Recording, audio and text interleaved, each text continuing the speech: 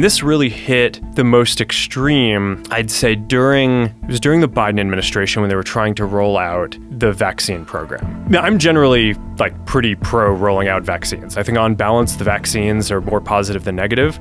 But I think that while they're trying to push that program, they also tried to censor anyone who was basically arguing against it. And they pushed us super hard to take down things that were true, right? I mean, they basically pushed us and said, anything that says that vaccines might have side effects, you basically need to take down. And I was just like, well, we're not going to do that.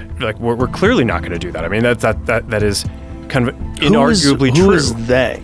Who's telling you to take down things that it was that talk about vaccine side effects? It was people in the Biden administration. They call themselves NewsGuard, a perfect name because that's what they do. They guard the news. They make sure you only get the good stuff, the stuff you can trust. Best of all, NewsGuard is backed by Big Pharma, Big Tech, the teachers' unions, and even the government. So, if NewsGuard says something isn't safe to read, you should scroll on.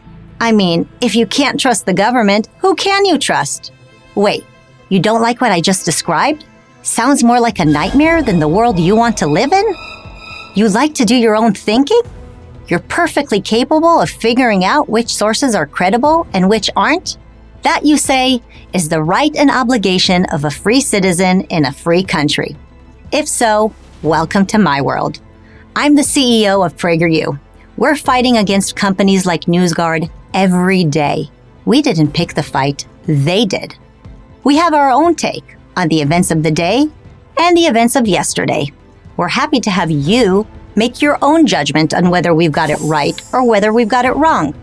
But there are many organizations that don't have that attitude, like the aforementioned NewsGuard.